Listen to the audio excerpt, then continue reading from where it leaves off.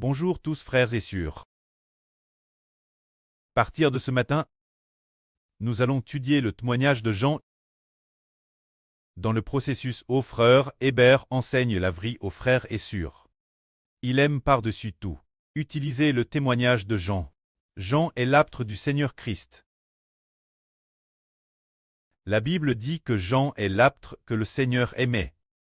C'est peut-être l'apôtre le plus aime. Oh, que le Seigneur aille, il emmène Jean avec lui. Il emmenait souvent Jean, Pierre et Jacques. Oh ah, c'est de dire pour les choses importantes. Jean n'a jamais quitté le CT du Seigneur. Et le Seigneur Jésus-Christ aimait en effet profondément Jean. Personne n'a pu être témoin oculaire de l'Apocalypse. Mais Jean par la grâce accorde par le Seigneur Jésus-Christ a eu le privilège de lire l'Apocalypse, témoignant de ses propres yeux des choses qui doivent arriver.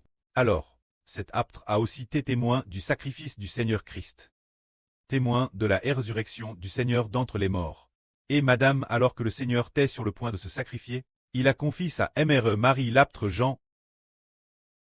On voit quel point le Seigneur aimait l'apôtre Jean. Et dans le témoignage de Jean de la Bible, écrit par l'apôtre Jean, le contenu de ce qu'il dit, le contenu raconte, nous donne la vie en le lisant. Lire ne signifie pas obtenir la vie du livre du témoignage de Jean. Mais après l'avoir lu, cela fera naître en nous la foi dans le salut du Seigneur Jésus-Christ, faisant naître un cœur qui croit au Seigneur Christ. Ainsi, la vie nous parviendra de la part du Seigneur. C'est pourquoi frère Hébert est convaincu que le témoignage de Jean doit être lu attentivement un par les frères et sœurs, pour savourer ensemble la grâce du Seigneur et comprendre le salut du Seigneur Christ. Nous allons donc maintenant commencer à étudier le témoignage de Jean. Le contenu de la première section du premier chapitre traite de la vraie est l'essence de Dieu. Se dire que Jésus-Christ est l'essence de Dieu. Le Seigneur Jésus-Christ est-il vraiment l'essence de Dieu? Nous comprenons qu'il a finalement nous comprenons que le Seigneur Jésus a reçu le nom de Dieu. On peut dire qu'il est Dieu. Mais afin de faire la distinction entre lui et le précleste, nous disons qu'il est le Fils de Dieu. En fait, le Seigneur est DJ égale Dieu. Il est Dieu, car il a DJ reçu le nom de Dieu.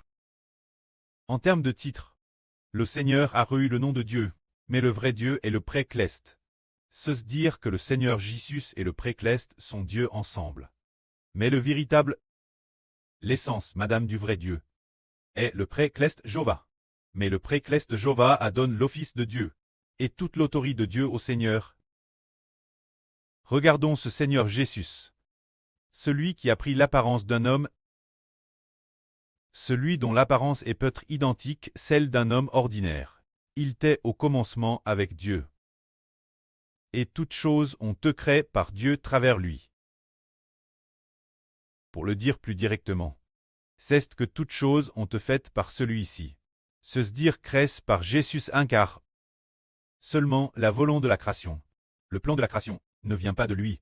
Le plan de créer toutes choses vient de Dieu, ce qu'il faut créer. C'est Dieu qui décide de tout ce qui est créé, mais c'est Jésus-Christ qui a créé toutes choses de ses propres mains. Nous nous demandons, en qui croyons-nous exactement? Quand frère Hébert a été interrogé par la police, il a te dit, en quoi crois-tu? Quelle dénomination appartiens-tu? Hébert a répondu, comment pourrais-je croire en une religion? Je ne crois en aucune religion, je ne crois en aucune domination.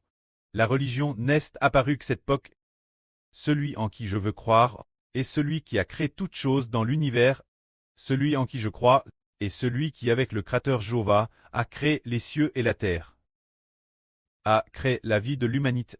Jésus-Christ qui détient le souffle de l'homme. Si-je désormais la droite du Dieu de majesté? En croyant en lui, j'obtiens la faveur du Dieu Jéhovah. Ce en quoi je crois, c'est en le Dieu Jéhovah et son Fils Jésus-Christ. Celui qui aujourd'hui au ciel gouverne toutes choses dans l'univers, et non en une religion. Ainsi, ce en quoi nous frères et sœurs croyons est celui en qui le frère Hébert croit, celui qui a l'autorité de donner la vie éternelle, et l'autorité de faire prier Jésus-Christ. Que la gloire revienne au Preux et au Seigneur. Amen.